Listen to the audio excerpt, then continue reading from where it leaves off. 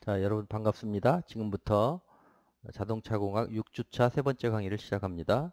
지난 시간에 이어서 지난 시간에 전기와 자석에 대해서 좀 살펴봤었고 어, 자속에 대해서 소개를 했어요. 자속, 매그네틱 플럭스.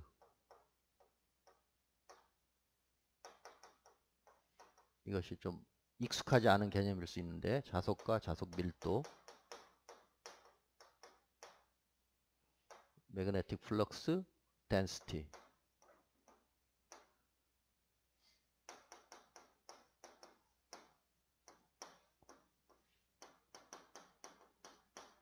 그래서 이거 단위는 자석의 단위는 웨버 이렇게 쓰고 읽을 때 웨버라고 읽어요. 웨버.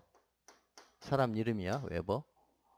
그래서 1웨버는 어떤 정도의 그 자기장의 색이냐면 1웨버는 그 자기력선이 1억 개다. 10의 8승계의 자기력선이다.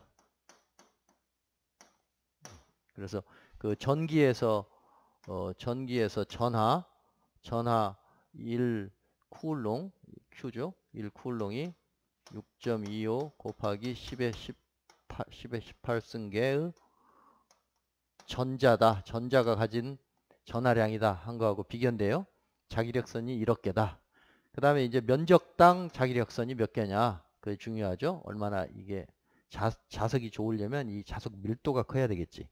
밀도가. 그래서 지금 뭐 전기차나 이런 경우 다 저 전자석 또는 영구자석, 지금은 전자석을 위주로 쓰고 있는데 영구자석이 센 게 나오면 훨씬 더 컴팩트하게, 코일을 안 감아도 되니까 컴팩트하게 만들 수도 있어요. 그럴 때 이제 그 영구자석의 그 자석 밀도가 커야 되겠지. 그래서 자석 밀도는 단위가 테슬라다. 테슬라. 그래서 1 테슬라는 1 웨버 퍼 미터 제곱이다. 1제곱미터당 자기력선 수가 1억 개 있으면 1 테슬라라고 하는데 무지무지하게 큰 단위이기 때문에 이거를 만 개로 쪼개서 만 가우스라고 해요. 가우스, 천재 수학자 가우스, 또 천재 발명가 테슬라 이름을 따서 만 가우스. 그래서 아까 말씀드린 대로 1 테슬라 정도면은 이 정도 크기 또는 만 가우스. 이거는 MRI의 자석 밀도에 해당한다. 또 0.5 가우스가 이게 지구의 자석 밀도 값이다. 자석 밀도. 이렇게 알고 있으면 이제 어떤 자석의 크기가 어느 정도인지 감을 잡을 수 있을 거예요. 아시겠죠? 그 다음에 이제 실제로 두 자석 사이에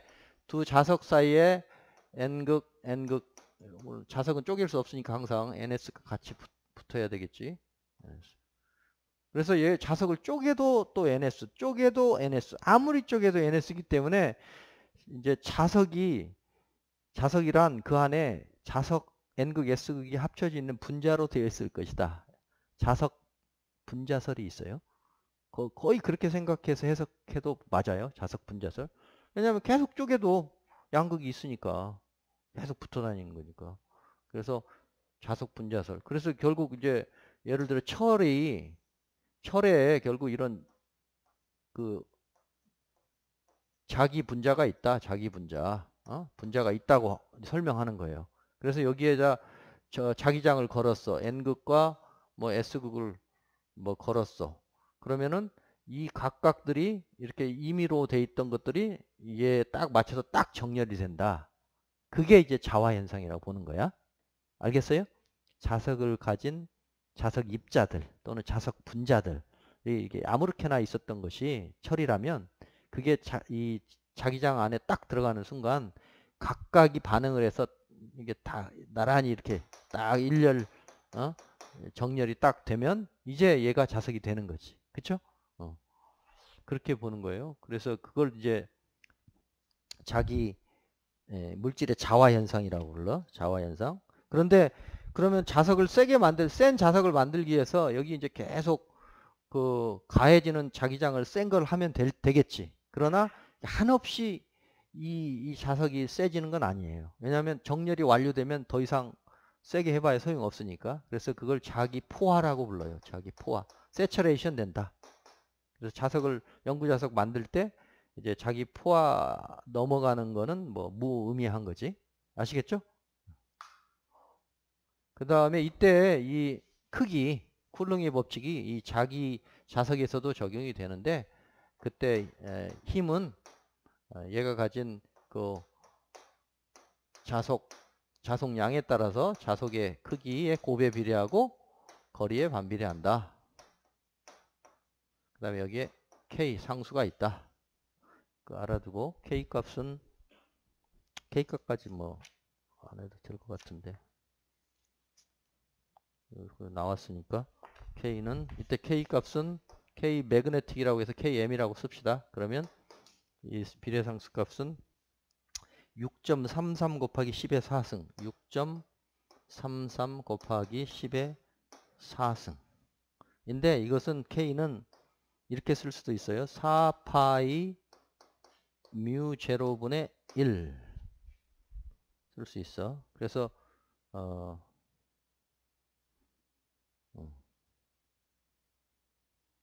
4파이 뮤 제로분의 1 Km 10의 7승 요 뮤를 뭐라고 부르냐면 투자율이라고 불러요. 진공에서 0이면은 진공 또는 공기. 진공에서의 투자율.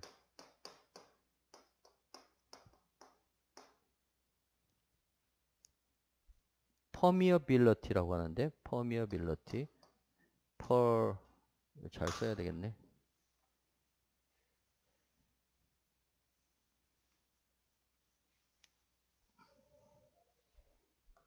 뮤 제로. 뮤는 보통 이제 투자율, 자기 투자율,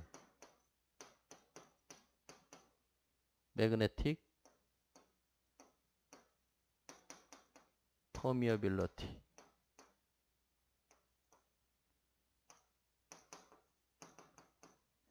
자기가 얼마나 그 자석이 얼마나 잘 퍼미어블 하냐, 잘 통과하느냐. 어? 물질의 성질이겠죠. 철 같은 게 좋겠지.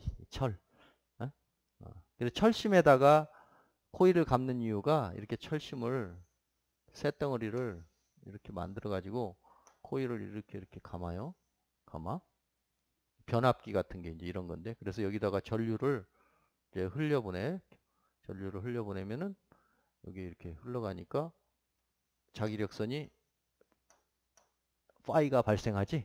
자기력선이 이렇게 생기는 거지. 그쵸? 여기 전류를 뭐 교류를 막 흘려보낸다고 쳐봐. 그러면 여기 이게 이제 파이가 바뀌겠지만 어느 순간에 이렇게 자속이 발생해요. 그럼 이 발생한 자속이 흘러가겠지. 어디론가 가는데 이쪽 공기 쪽보다는 이게 철이라고 그러면 철 쪽이 훨씬 더 퍼미어빌리티가 좋아서 이쪽으로 가. 계속. 이쪽도 약간 새어 나가겠지.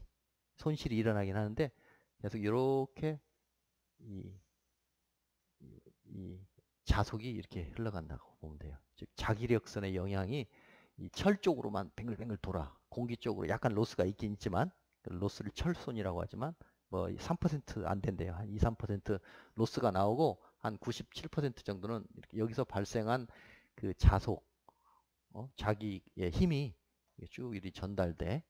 그러면 여기에 이쪽에 또 코일을 감아놔. 그러면 이제 이쪽에 전류가 흘러요. 그치? 여기 자기력선이 왔다 갔다 하는 거니까. 여기 교류를 만약에 걸었다. 그러면 여기 전류가 왔다 갔다 하니까 이 자기력선이 플러스 마이너스 N극에 순간적으로 계속 바뀌는 전자석이 됐어. 그래서 그 자기력이 이 공기 쪽보다는 요쪽이 더 퍼미어빌리티가 좋으니까 이쪽으로 쭉 가. 자석의 영향이 이렇게 쭉 계속 흘러가. 그럼 여기에 요 전류 그 전선을 감아놓으면 여기서도 전류가 계속 발생을 해요. 근데 발생을 하는데 이게 이제 변압기의 원리야. 그래서 요 권선을 1대2로 하면 여기에 뭐 10V짜리가 이쪽 뭐 20V 된다거나 정확한 수식은 뒤에 나오겠지만 변압을 시켜 이런 식으로. 이걸 상호 유도라고 그래요. 상호 유도. 두 가지가 서로 영향을 줘. 근데 사실은 이제 요렇게 이 자속이 흘러가는데 이렇게 흘러가면 또 여기에서 반대 방향으로 phi 2가 이게 phi 1이라고 그러면 phi 2가 발생하겠지. 밀어내는 반발 자속이 생기면서 이쪽으로 반발하는 순간 전류가 발생해서 흘러가는 거야. 그래서 기전력이 발생해. 알겠어요?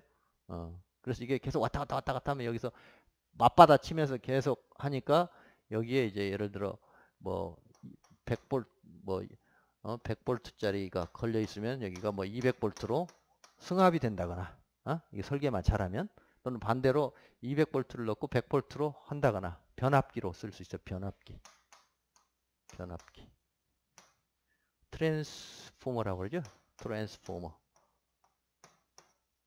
도란스라고 그러는 일본말로 도란스. 네, 어렸을 땐 도란스. 그래 굉장히 무거워요. 집에서 우리가 70 몇 년도에 그때 100V였다가 200V로 바뀌었었거든. 110V에서 200V, 220V로 바뀌었어. 그래서 그 전에 100V로 쓰던 거는 220V를 이제 승합이 아니고 감압시켜야 되겠지. 감압시켜서 하는 이 도란스가 집집마다 있었어요. 엄청 무거워. 왜냐하면 다 이게 철 덩어리야. 철 덩어리에다 코일 감은 거니까 무지무지하게 무겁죠. 어쨌든 그게 이제 이 자기 투자율이에요. 자속이 얼마나 잘 통과되느냐. 그 물질의 성질이지. 됐고, 그 다음에 자석 밀도 얘기했고, 자기 분자설 얘기했고, 자 그러면 이제 2장의 두 번째 절, 전류와 자기. 여기서부터는 이미 들은 내용들을 다시 한번 이제 종합한다고 생각하시면 돼요. 전류와 자기 부분은 앞에서 우리가 패러데이, 맥스웰, 웨르스테드, 데이비 다 얘기했었으니까 그때 나온 얘기들이 다시 이제 정리된다라고 보시면 돼요. 전류와 자기. 여기 출발점은 1820년 덴마크의 과학자 웨르스테드라고 그랬어. 웨르스테드. 이 사람이 실험을 했어요. 도선에 전류가 흐르는 실험을 했다. 전류가 흐르는 도선 주위에 나침반이 움직인다. 도선에 전류가 흐르니까 여기에 나침반이 움직이더라. 이걸 발견했다고 그랬죠? 그래서 전류와 자기의 관계가 있구나. 이것을 이제 체계적으로 패러데이가 이때 앙페르가 그러면은 이렇게 흘러가면 이 자기장이 생기는데 자기장이 어떤 방향으로 생기는가? 즉 전류의 변화가 생기면 자기장이 생긴다, 유도된다. 그러면 몇 년도야? 안 나오네. 그럼 어느 방향으로 자기장이 생기는가? 이걸 설명한 게 앙페르의 오른나사 법칙이에요. 앙페르의 오른나사 법칙.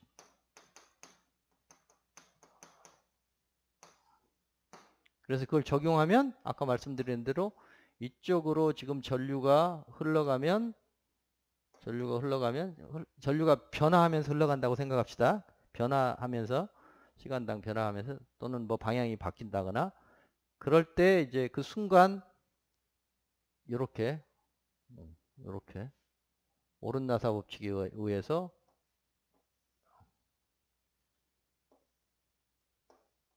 이렇게 자기력선이 생긴다. 이해됐죠? 이렇게 자기력선이 생긴다. 이게 앙페르의 오른나사 법칙. 또는 이제 코일로 만들어서 더 많이 전기를 여기 자기장을 형성하려면 이 직선으로 하지 말고 전선을 이렇게 코일로 이렇게 만들어. 이렇게 만들어. 이렇게 잘 만들기 위해서 여기 철심을 보통 이렇게 넣죠. 이렇게 만들어. 그때는 이게 이제 전류인데 그때도 마찬가지야. 이렇게 잡아요. 이렇게. 그때는 이제 얘가 전류야.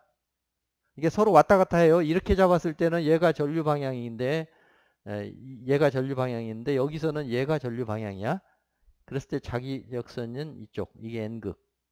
이게 N극이 되어서 이렇게 자기력선이 발생한다. 자기력선의 방향을 결정짓는 그 법칙을 앙페르가 수학자답게 이제 이 얘기를 해요. 오른나사 법칙. 그 다음에 이 자기장이 됐고, 그 다음에 이제 자기장의 세기. 자기장의 방향은 앙페르가 얘기했고, 그러면 자기장의 세기. 자기장이 자기장의 세기 분포. 어디가 세고 어디가 약하냐? 어디가 셀 것 같아요? 이 도선에 가까운 쪽은 세겠지? 먼 쪽은 약하고? 당연히. 그래서 자기장의 세기는 직선 전류가 흐를 때 자기장의 세기 B는 이렇게 이제 식으로 쓰면 거리가 전류가 많이 흐르면 자기장이 세겠죠? I에 비례하고. 그러니까 거리가 가까울수록 세겠죠? 그 다음에 여기 이제 비례 상수가 있어요. 이렇게. 직선 전류가 흐를 때 이렇게 해봅시다. 직선 전류가 흐를 때 여기 주변에 이런 판을 그려가지고 주변에 자기장이 이렇게 이게 전류라고 하면 자기장이 이제 빙글빙글 도는 이렇게 자기장이 생긴다. 자기장이 생긴다. 이걸 눈으로 확인하기 위해서 여기에 패러데이하고 스승이 여기 철가루를 많이 올려놨더니 정렬하는 걸 봤다고 그랬잖아요. 그래서 요 정렬하는 요 선 하나하나를 자기력선이라고 생각하는 거지. 그래서 이 자기력선이 뭐 10의 8승계 정도 있는 것을 1웨버라고 정의를 하고 또 면적으로 나눈 것을 테슬라라고 정의했다. 이해됐죠?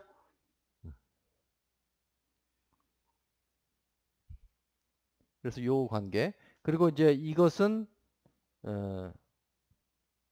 이게 이 생성되는 자기장의 자속 밀도로 표현한 건데 자속 밀도의 정의는 뭐였어? 밀도의 정의는 그 자속 나누기 면적 이렇게 정의를 했었고요.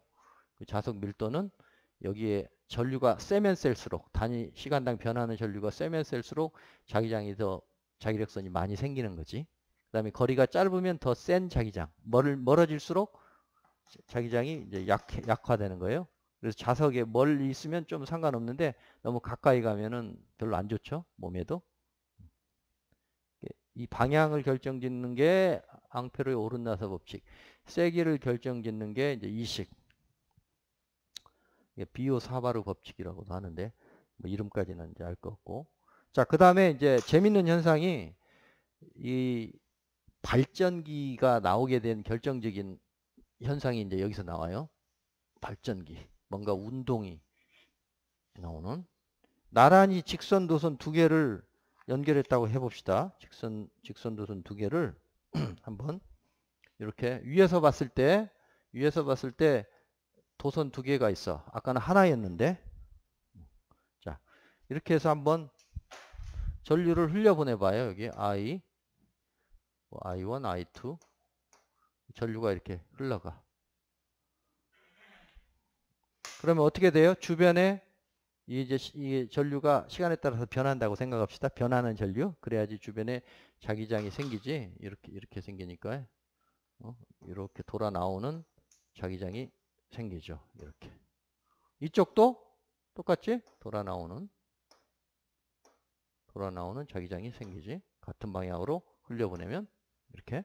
그러면 앞에서 봐요. 앞에서 봐서 이거를 전선이 이렇게 있다고 치고 전선을 좀 이렇게 있다고 치고요.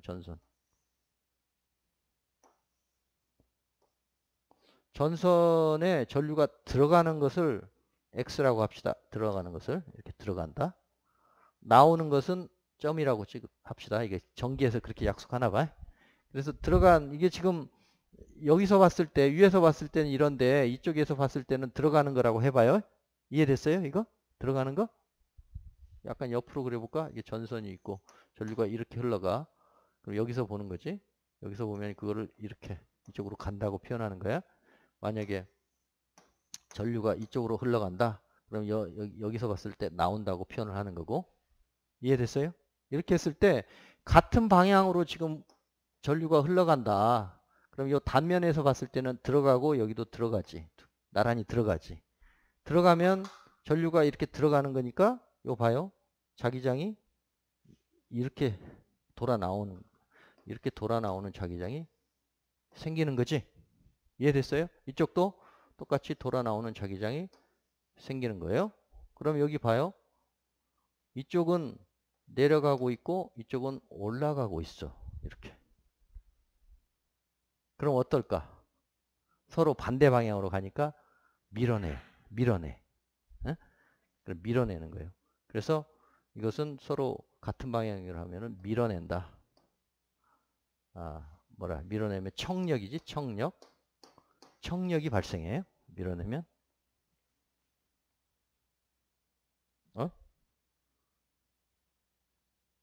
아니지. 밀어내는 게 아니고 같은 방향이면 여기는 다른 방향이지. 같은 방향이면 청력이고 다른 방향이니까 이렇게 가다가 조금 이 영향권을 벗어나면 이쪽의 영향권을 받아가지고 이렇게 갈 수가 있어. 쭉 오다가 가운데쯤 나면 애매하잖아. 여기서 노선을 결정해. 에? 가출을 할 것인가 말 것인가. 근데 이쪽이 좀 세다. 그러면 이쪽으로 싹 갈 수가 있어. 이렇게. 이렇게. 그러면서 하나가 되려고 하죠. 땡겨. 이렇게 땡기는 인력이 작용해. 인력이. 이제 이거 반대 방향이면 여기 반대 방향 입체로 그려볼게요. 반대 방향이면 이건 들어가는 거니까 요렇게 자기장이 생기지.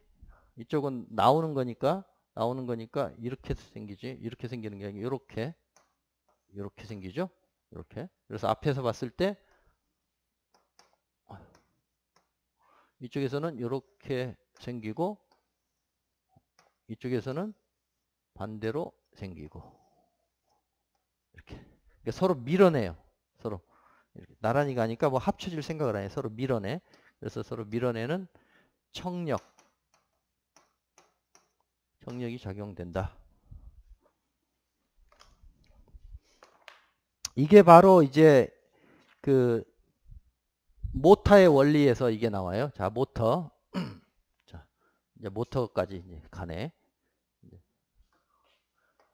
우리가 지금 모터를 알기 위해서 지금 여기까지 기초를 닦았는데 지금 모터 중에 DC 모터 처음에 했었죠? DC 모터 한번 봐요. DC 모터. DC 모터 여기 예를 들어 전자석이든 영구자석이든 여기 영구자석 두 개 있다고 치고 S 를 요렇게 그리지 보통 이렇게. 그러면 여기 이제 자기력선이 여러 개 존재하겠죠? 자기력선이 이렇게 자기력선이 존재하지. 파이가 또는 자석 밀도 B가 존재하죠. 여기에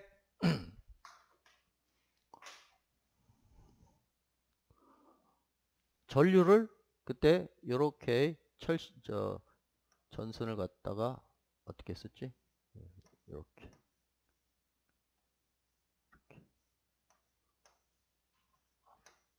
이렇게 해서 전류를 넣어봤어요. 전류를 넣었어. 이렇게 전류가 흘러가고 여기 넣어주고 이쪽 플러스 마이너스를 걸어줬어. 그러면 들어가고 나가고 이렇게 되겠죠? 자, 이게 이거야. 이게 이 현상이 여기서 이제 나올 거예요. 자, 여기서 이제 어떻게 되는 거예요? 여기서 이게 들어가니까 전류가 시간에 따라서 이렇게 들어가니까 이 주변에 이렇게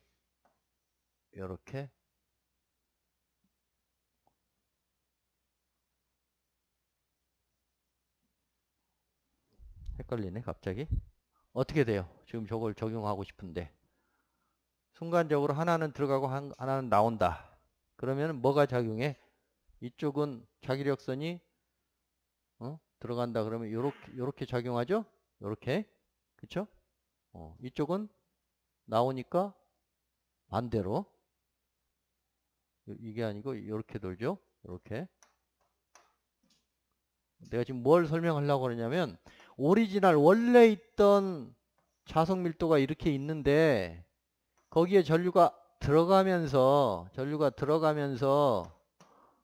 오버랩 되는 자기력선이 이렇게 생겼어요. 그쵸? 어? 그러니까 어떻게 돼? 요 위쪽 자기력선과 이 전선이 만든 자기력선이 더 강화가 되지. 여기 자기력선이 늘어났어. 여기 자기력선이 이 파이가 커졌어요. 그쵸?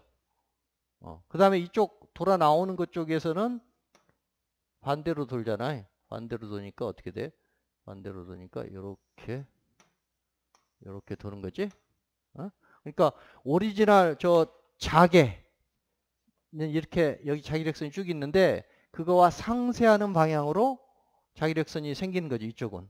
여기는 약해. 파이 1, 파이 2라고 그러면 또는 B1, B2라고 그러면 밀도로 B1, B2라고 그러면 여기는 크고 여기는 작아요. 큰 쪽에서 작은 쪽으로 이렇게 힘을 발휘하겠지. 그래서 도는 거야. 아시겠어요?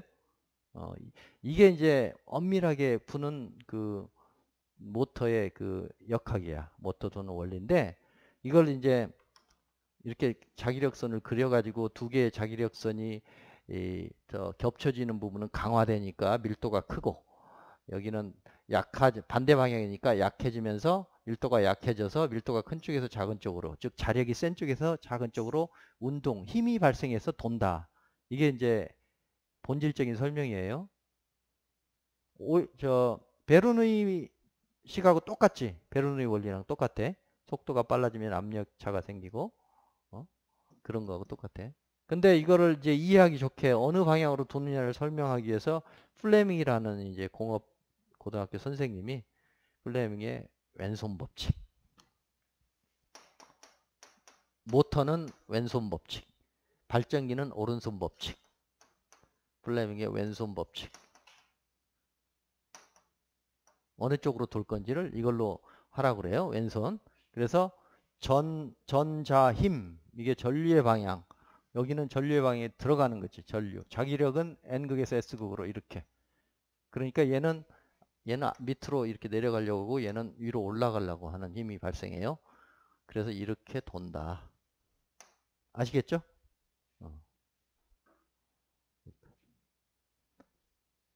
그래서 두 도선 사이에 같은 방향이면 인력이 발생하고 다른 방향으로 전류가 흘러가면 청력이 작용한다. 왜 작용하느냐? 이 흐르는 순간 주변에 자기력선이 생기기 때문에 이 자기력선의 방향에 따라서 당길 수도 있고 밀 수도 있다. 그런 뜻이에요. 아시겠죠? 몇 분?